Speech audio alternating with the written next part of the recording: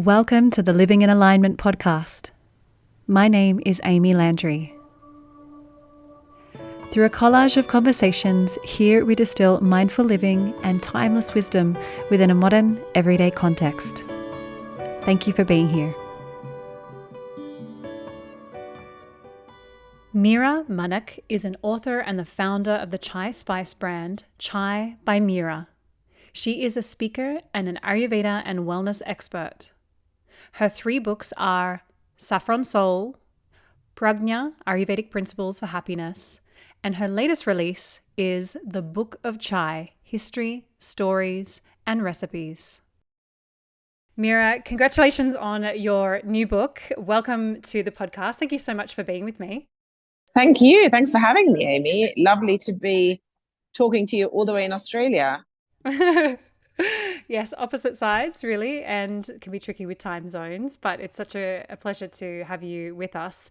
And congratulations on the birth of your new book, your 3rd book, which is wonderful. As you know, I have it right here with me. I recently picked it up in India, which is great. As we've already talked about before recording, it was such a treat to get it because it's a little bit delayed in releasing, but it is now, for those people listening, it is now available here in Australia, although we do have a global audience. So Mira, I'd love to start our conversation today by diving into a little bit about your story, because you've got 3 books and there's a common thread there between them all, which obviously ties back into your heritage, your Indian heritage, your Gujarati heritage. So do you mind just taking us through a little bit of an overview of maybe some pivotal moments or contributing factors that have brought you to doing the work that you're doing in the world today? Yeah. So for me, you're right. There is a thread, and the thread that weaves together the 3 books is India, heritage, culture, and stories. And of course, wellness as well. For me, it's about a lifestyle that is afforded by or promoted by, for example, Ayurveda. But for me, it's a combination of so many things. And it's also reflective of my own journey it's also reflective of my own journey with food, finding my happiness again, of spirituality. And all my books sort of take the reader on that journey along with, how it's progressed for me. So essentially, the last book that's come out, the latest book which you're talking about, which is the Book of Chai, History, Stories, and Recipes, it's probably the most reflective of the story side of my journey, and the fact that I want to bring to life these wonderful anecdotes and journeys through India. And I've almost used chai as a way to convey those stories, as well as stories of my grandmother, which I really wanted to delve into. And I wanted to go into her memories of growing up in India and her memories of her grandmother drinking chai and how her grandmother would make it. And then weave in her story of migration to Africa, to London, all via cups of chai. I love that. And it's so evident in your work as well that you have really retained that deep connection to your cultural heritage. You can feel that through the stories, because I find that, within the very wide Indian diaspora, there are people that are, like you, very strongly connected to their roots and the stories and the customs and traditions, and some less so. And that's really reflected through all of your work, but of course, certainly, as you mentioned, through the stories that you were able to share in this latest release of yours. And so in the Book of Chai, you explore the really fascinating history of chai and its role in Indian life and Indian culture at large. And it was really interesting to read you unpack, I guess, this sort of timeline and evolution of chai, because in one aspect, like, my head thinks, oh, this is a really this is a beverage that has come through colonization, British colonization of India, but it's also yet simultaneously got all these really indigenous qualities about it, which is really interesting. So I'd love you to just touch on some of those key aspects of the history, the evolution of chai, and how we've come to know and love this Indian staple like masala chai as we know it today. Yeah, that's a very interesting question. And I think it is the history that's so fascinating that even I sort of only really discovered when I started researching this book. I didn't realize that chai is actually quite a recent phenomenon in India. And it only started being drunk in the early 1900s, which is fascinating because now we think of Indian, we almost think of it as sort of the national drink of India. Totally. But interestingly, it's almost like because, well, just to delve into the history a little bit for anyone who doesn't know it, it's really, really interesting. So the British got addicted to drinking tea and they would trade it, obviously, like many, many years ago, they would trade it with China for silver. But that got too expensive at some point. So they started growing opium in India, which is their colony, and trading opium for tea. And that eventually caused the Opium Wars because the Emperor of China put a ban on opium coming into the country, and the British still smuggled it in because the people of China were getting addicted to opium. So that caused the Opium Wars, which even though the British won the Opium Wars, and that's actually how Hong Kong ended up being part of the British, so ended up being British colony. Even though they won those Opium Wars, the British realized they needed to start a new way of getting tea from another part of the world, which was theirs. So they sent somebody called Robert Fortune, who apparently spoke Mandarin, who looked somewhat Chinese. They sent him to China to learn the trade. So he learned the secrets of how the Chinese grew tea. And he took those secrets, and he took some of the seedlings with him to India. And they decided that let's start growing it in Assam, only to realize that Assam already had tea growing there. But it wasn't being drunk. It was actually only being used in making, in stir frying with curries. And they would only use the leaves in cooking with garlic. So that's when they realized that they still tried to grow the Chinese version of the plant in Assam, but it didn't grow very well. So they took that plant to Darjeeling, and it grew really well there. So Assam and the Assamese plant, which is what the most of India uses, and then most of us also use, that's the Assam version of the tea, of black tea. That is still the Indian version of tea because they never really grew the Chinese version there. However, if you drink Darjeeling tea today, it still is the Chinese version of the plant. So that's sort of the history, but obviously there's a lot more to it in that the British then started growing it in Assam, and they they brought in the CTC, which made the process a lot quicker and easier. But they also brought in workers from Middle India, from Central India, which is when also slave labor was abolished. However, they did some sort of slave labor called indentured labor. So the workers there were treated really, really badly. And there's a lot written on this as well. So it's always worth mentioning that because obviously that's how tea initially was drunk. And initially, for many, many years, it was, I think, 90% exported. And at some point, when the Great Depression hit, which was the late 1800s, early 1900s, that's when the British realized that actually let's create another market for tea. And that's when they started marketing it to Indians. And that's how, even though Indians initially resisted it, but that's how Indians started initially drinking it. And then they obviously made it their own by adding milk and sugar and spices and individualizing it, making it more palatable for themselves. And even then, it wasn't like the whole of India drank tea. That still took time. And it was after the British left that obviously the Indians took over the tea plantations and again marketed it even more. And so we're here today with like the whole of India drinking tea, and we think of it very much as a homegrown product, which it is. But obviously there is this whole additional history of the fact that it came from China and that actually the Indians didn't really like tea initially. Mm. It's kind of like almost every facet of Indian culture. There's a lot of nuance and diversity. And, it's really interesting that when we think about it, yeah, such as a tea like Darjeeling, it has been imported into India, but yet the Assam tea, the really strong brew, is indigenous to the Indian subcontinent. So it is an indigenous tea, or at least plant to be consuming, which is very cool.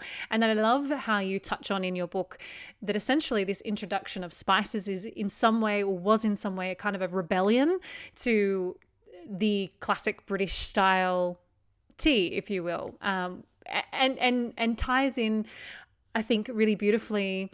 And you've highlighted this again with the wealth of recipes that you provided in the book, and therefore the many variations of chai that you've offered in the book, very much like different regional meals and dishes all over India. Even masala chai has its own variety depending on whose home you're in or what region you're in, and that's, I think, really, really special. And certainly you've brought that through the stories that you've woven so beautifully through the book. And so is there anything else you would like to speak to in terms of just, I guess, the evolution of chai or the influence of chai? Because I think there's a lot of maybe misconceptions out there.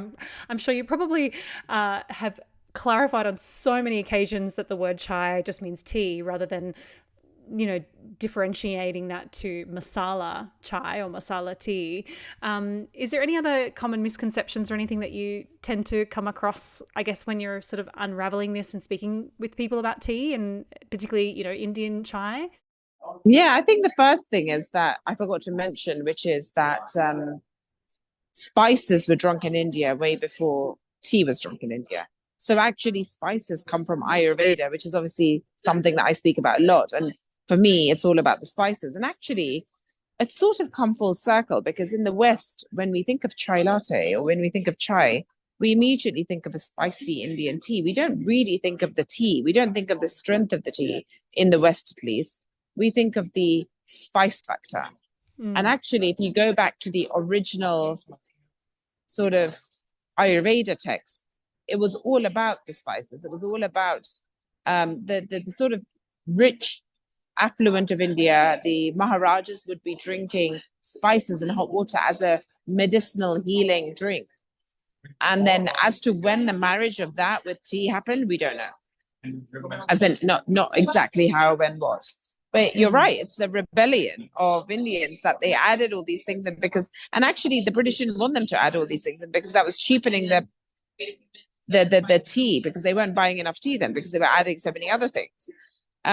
So yeah, there was that rebellion factor, which you rightly mentioned. And then of course the misconception, which is what you spoke about, and that's very true, that chai itself means tea, and yet we think of it as all these other things, whether it's chai latte or spicy Indian tea or chai tea latte, or so many different ways of speaking. And I've actually written a whole page in the introduction section on the different ways we interpret chai, or the different names that chai has, which is so interesting.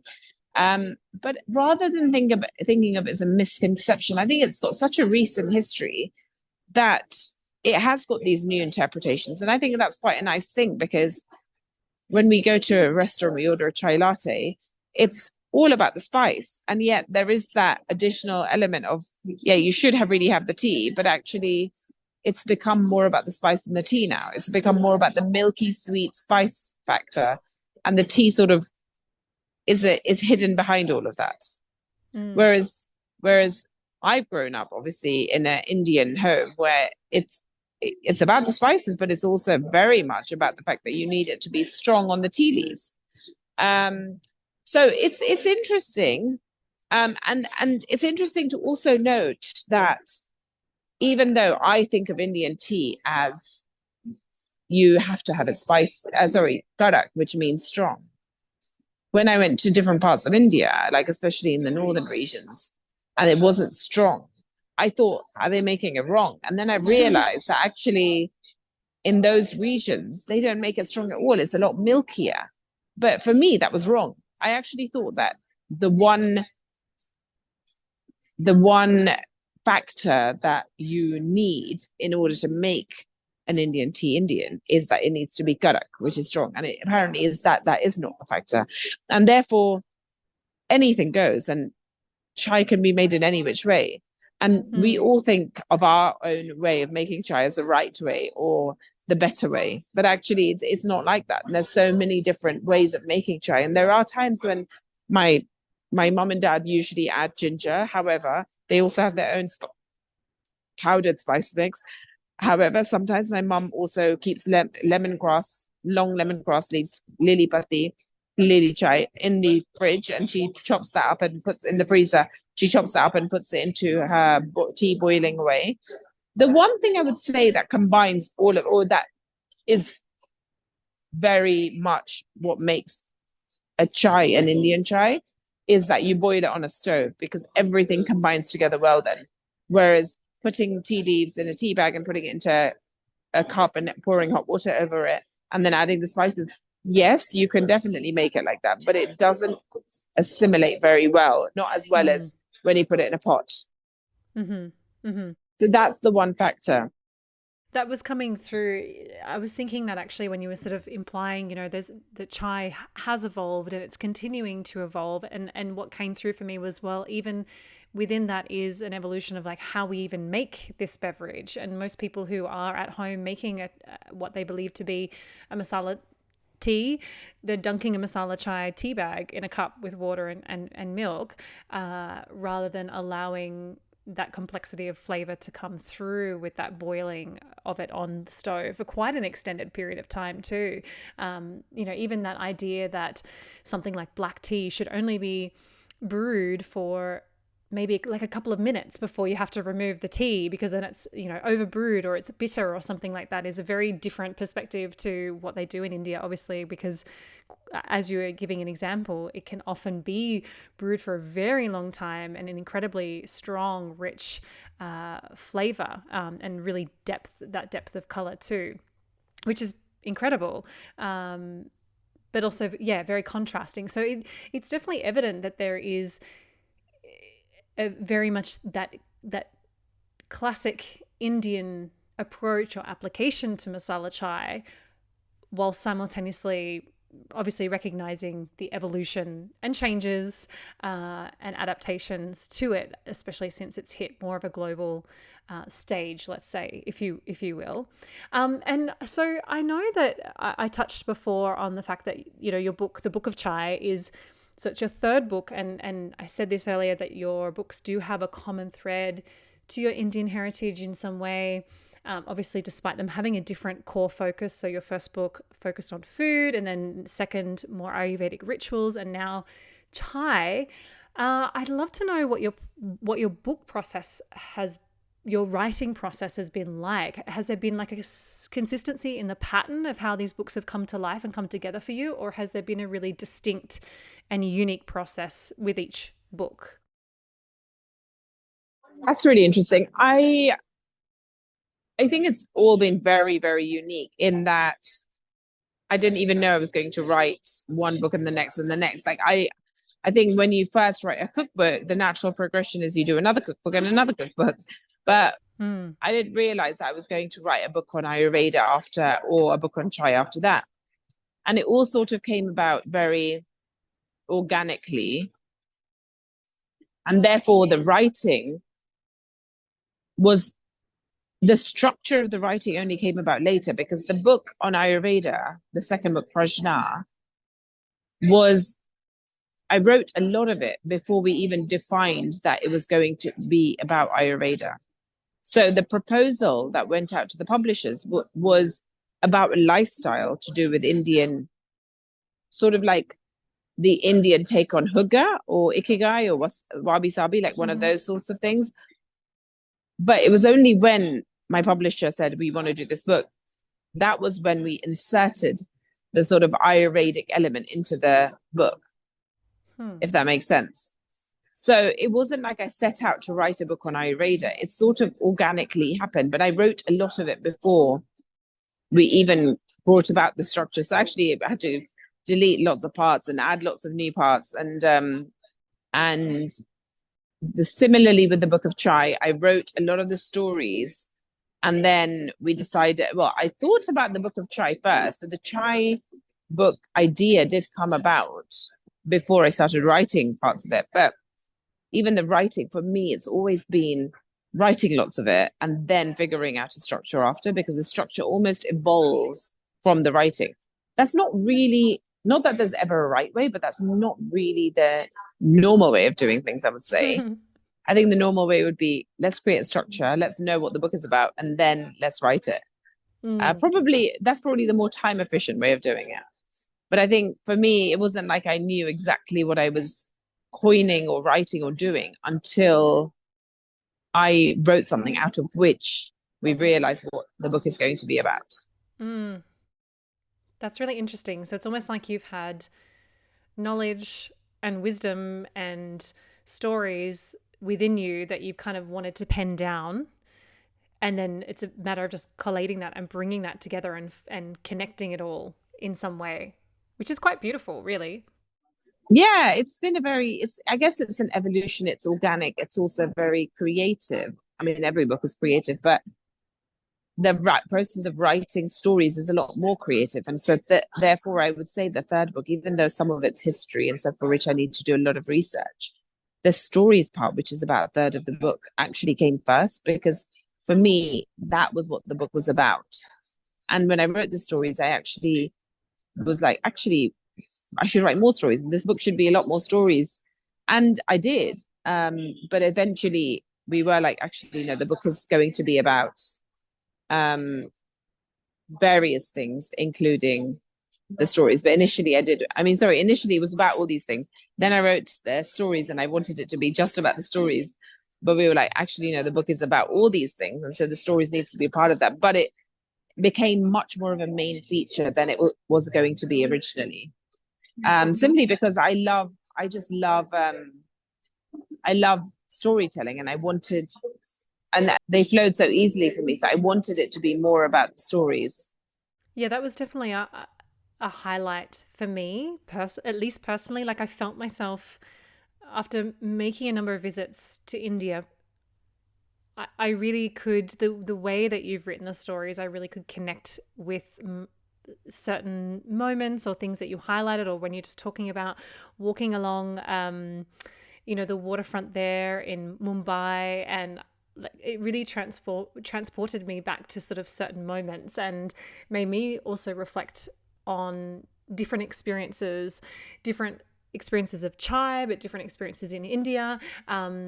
Even within the stories of you speaking to life in London with your extended family, it was really special. And that's one thing that I really love about the book is you've got all these really nourishing stories, but then you've got the practicality of the history as the foundation, and that context that you start with the book. But then also there's that aspect of being able to tangibly get involved and whip up all these beautiful recipes and have access to recipes that have come through you and through your family and through your experiences. So, and of course you've got the food recipes in there as well. So I'd love it if you wouldn't mind just sharing a little bit about like food culture, specifically that relates to being paired with chai. Maybe if you have some classic examples of like accompanying snacks or meals that are typically or traditionally like partnered with chai, whether that's street food or like home cooked dishes or something from childhood. Is there anything you'd love to share?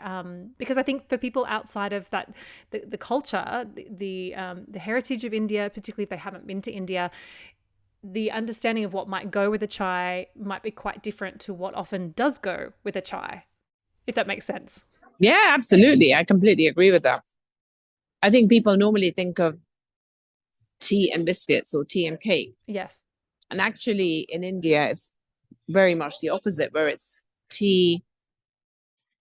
The tea itself or the chai itself is so sweet and spicy. Well, not spicy. It's not about the spices, it's about the sweetness. It's so sweet and rich that you want to pair it with something savory. And therefore, traditionally, we grew up, for example, on the weekend mornings, and I think I write a section in the book where I delve into this memory. On weekend mornings, we would have something called ukaro, which is our version of chai for children.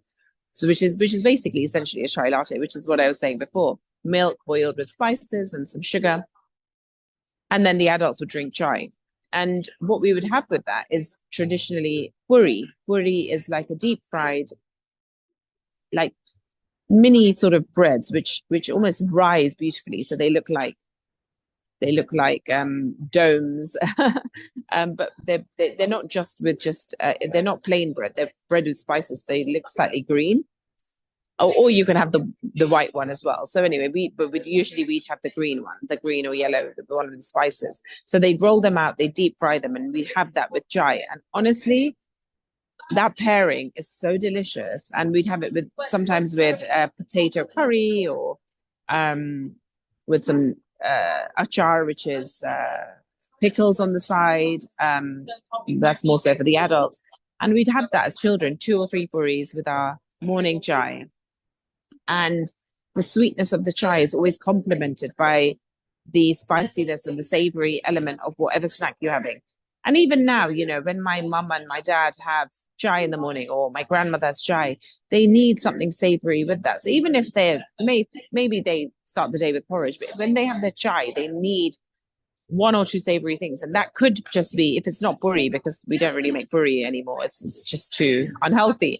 But if it's not buri, then they'd have like 2 or 3 gantia, which is a snack that you readily buy, or you can even make at home, but you readily buy in one of these Indian shops, which is sort of like a very Gujarati snack, which is yellow, made of chickpea flour and some spices, and then again deep fried. But it's like having a cracker. Or we have a cracker called kakra as well. So there's various things you can have with chai, but essentially it's always something savory rather than sweet. And that's where I think the myth is that you have chai or you have tea with something sweet. And that's hardly ever the case with Indians. They always need something savory. Obviously, there will be certain sweet things. I mean, Indians love their sweets, but traditionally waking up and having chai, you have a savory breakfast with it.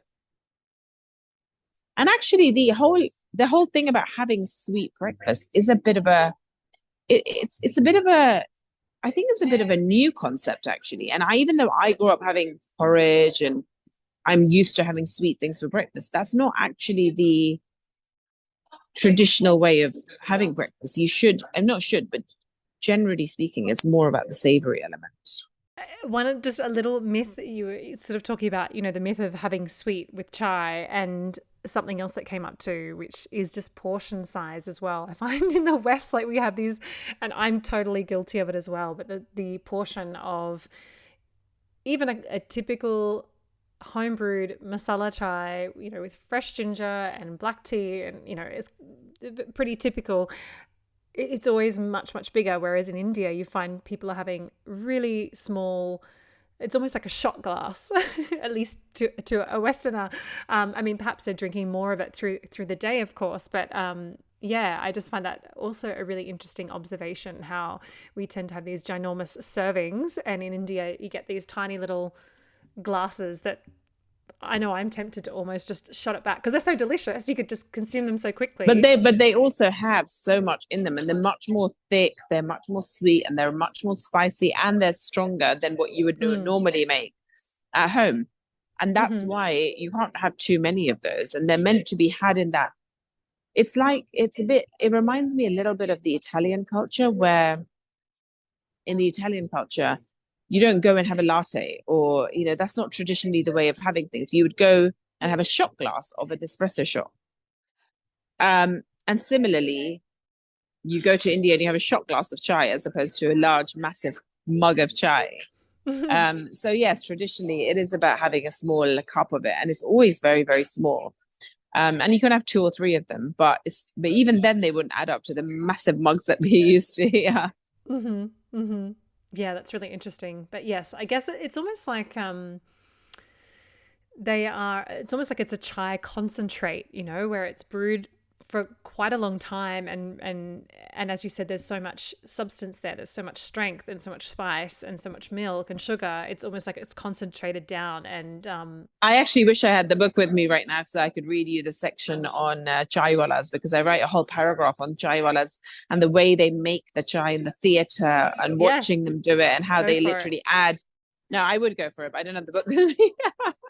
It's a really, really great. So I just love that paragraph that I've written about chaiwalas and how they make it, and how it's literally like one minute you're watching they're putting the milk, and the next minute putting sugar, and then they're putting some sort of spice, and you literally lose track at some point because they're so fast at what they do. They're so skilled at doing it that it's like they are creating some sort of theater with what they're doing, and you just lose track of it.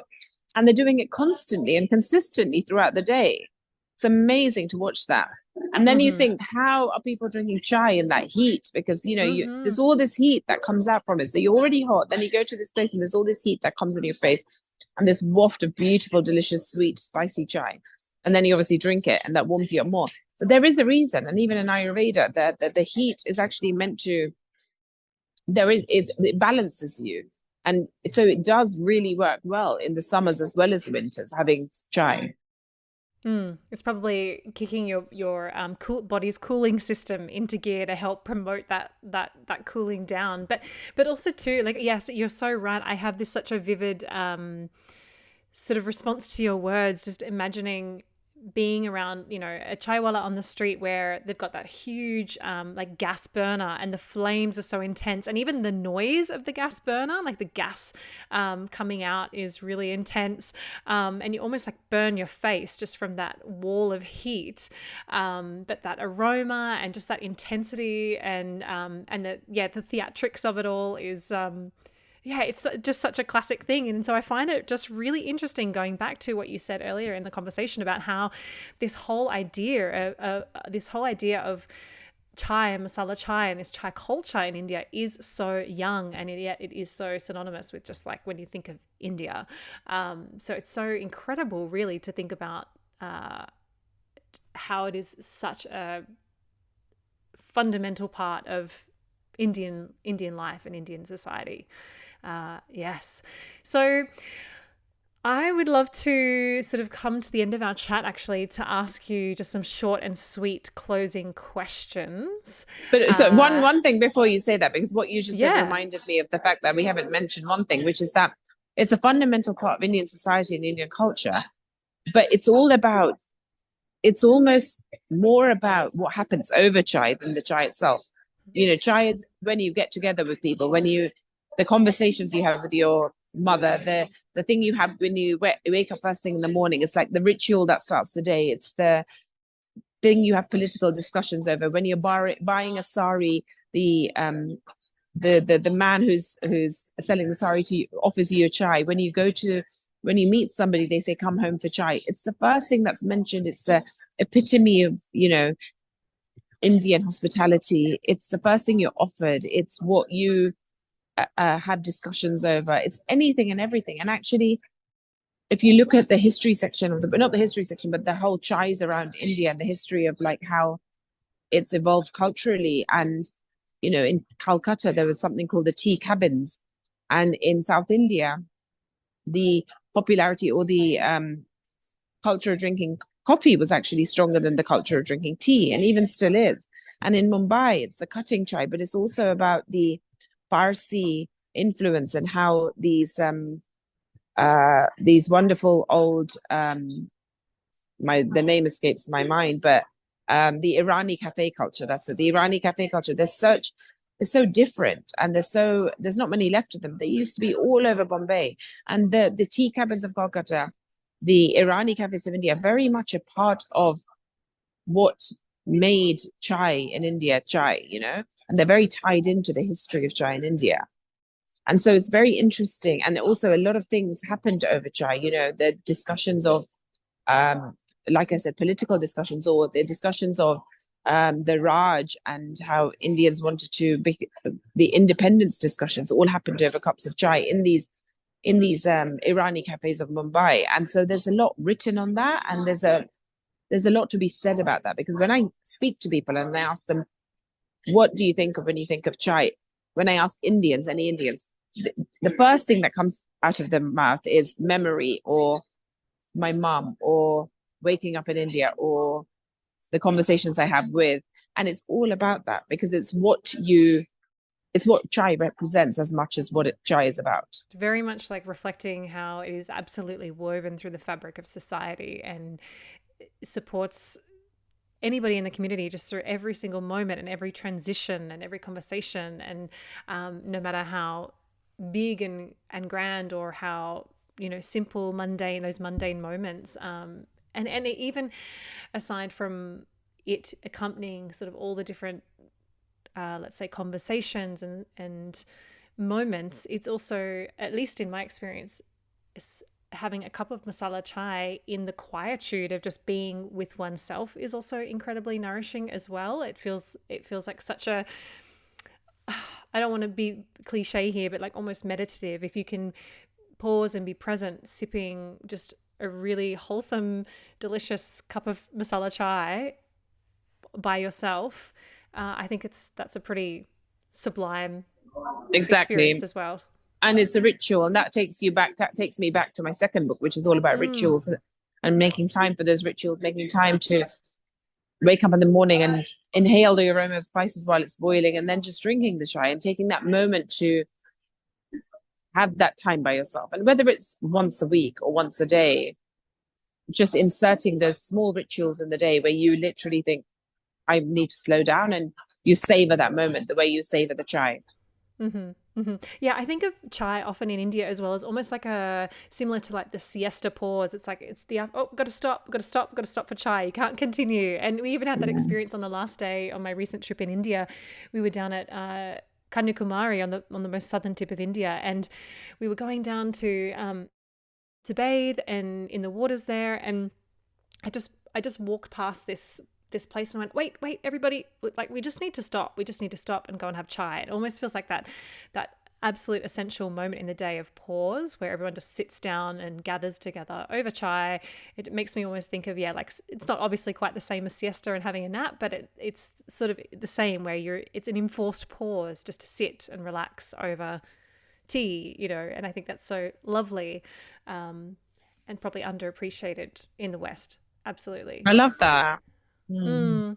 So let me dive into these questions with you. My first question for you is, what is your favorite masala to go in chai? What's your favorite spice that you love to return to over and over? I used to say ginger, now it's cardamom. I mean, obviously, it's all of them. I love them all, but I just think for me now, I just love cardamom.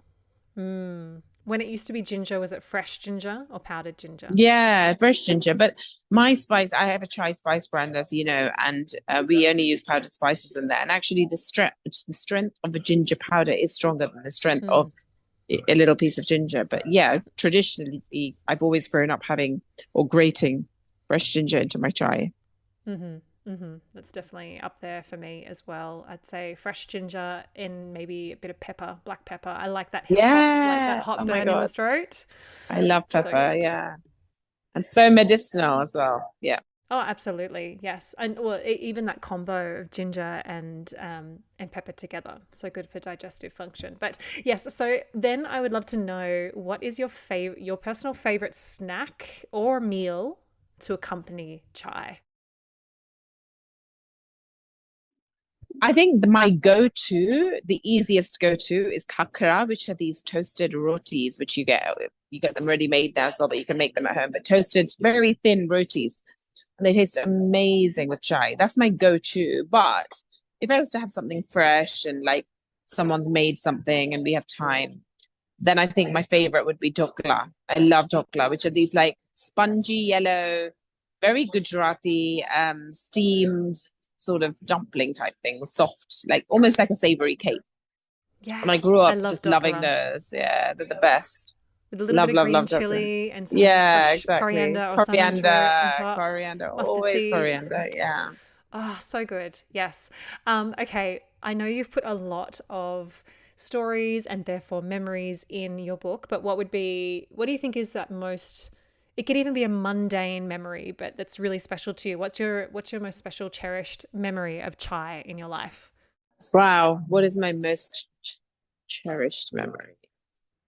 I think making chai for my spiritual leader, my guru in Mount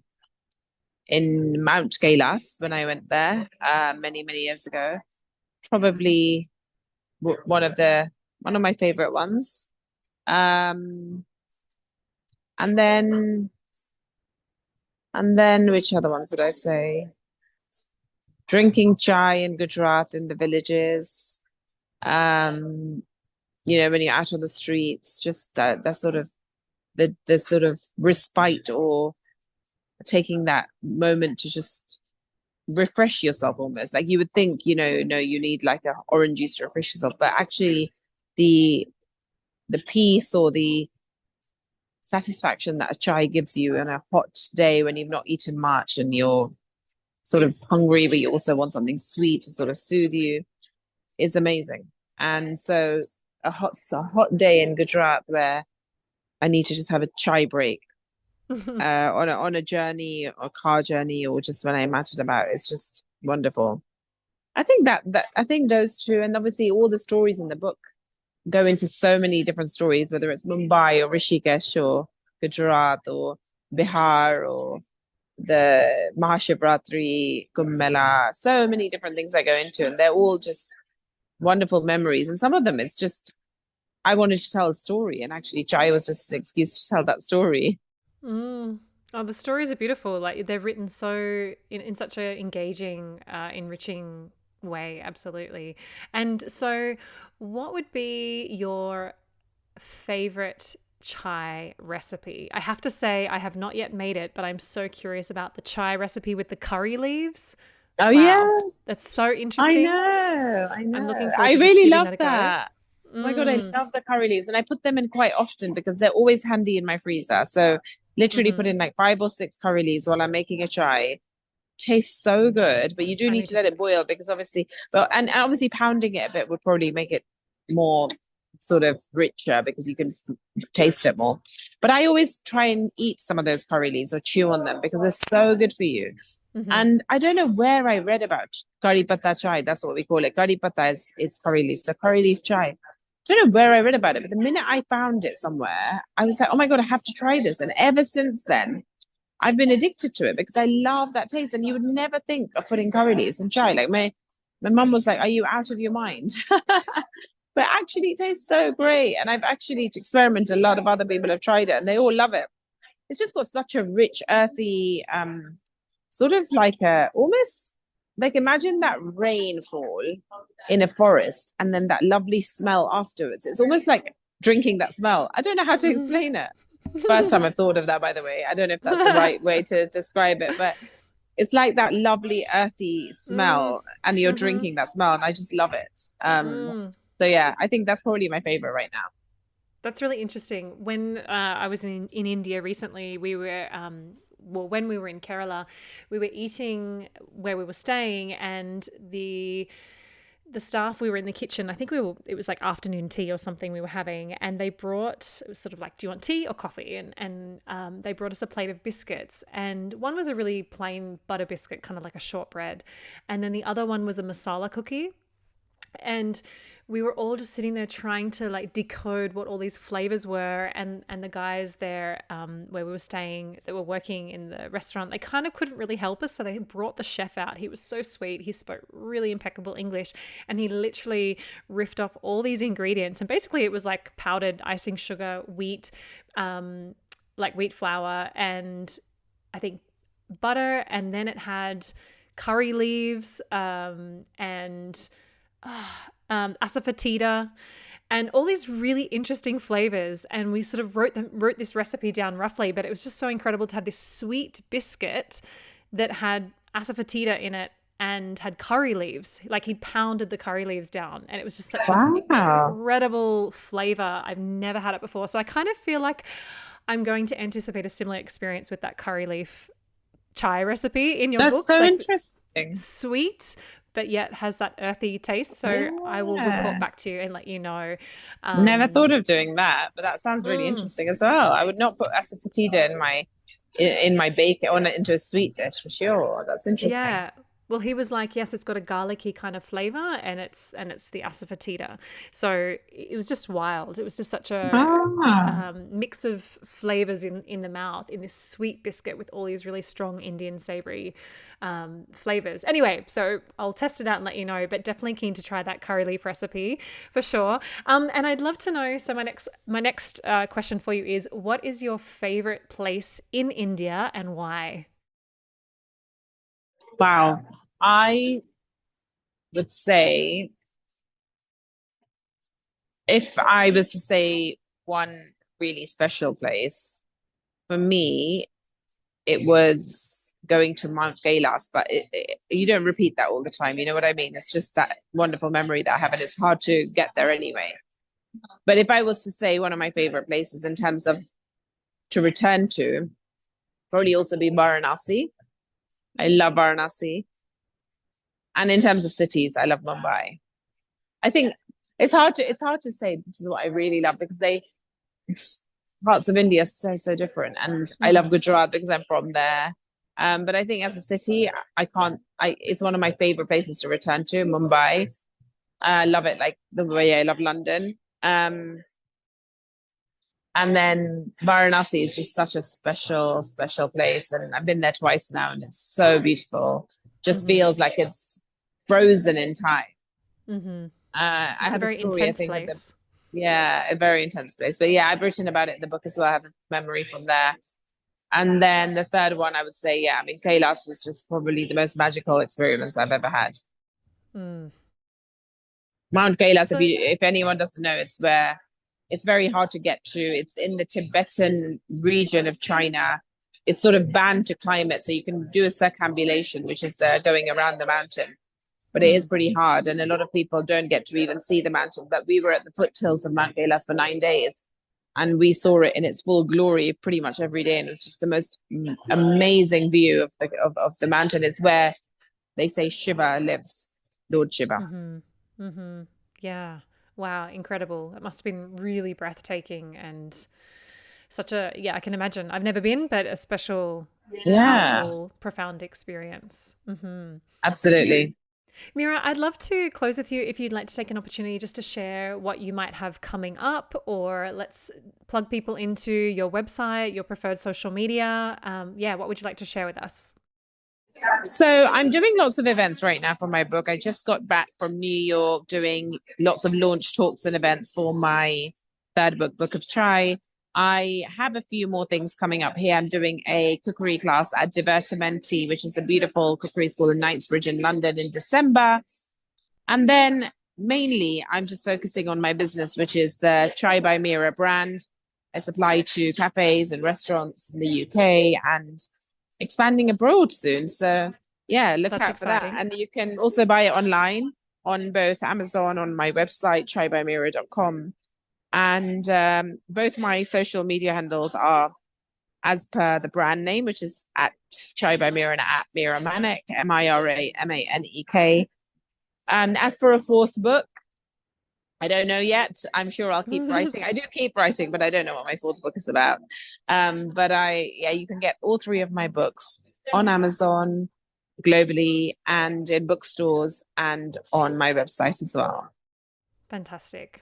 I'll link it all up in the show notes as per usual anyway. So anyone tuning in, you can go jump in there to get direct links for all of that. Thank you. Thank you so much for your work that you're putting out into the world. And it's obviously work that is nourishing all of us on so many levels. So thank you.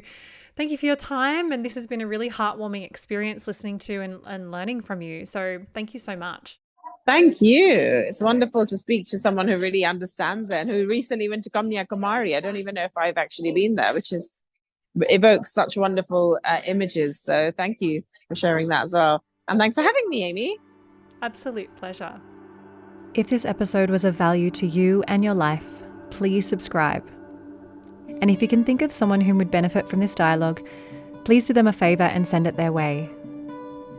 If you feel called, hop on over to iTunes and leave a 5-star review. This is the best way to get these conversations into the ears and hearts of our wider community, to those who need it most. You can find me at amyelandry.com or over on Instagram at amyelandry. May we all move a little closer to a life living in alignment.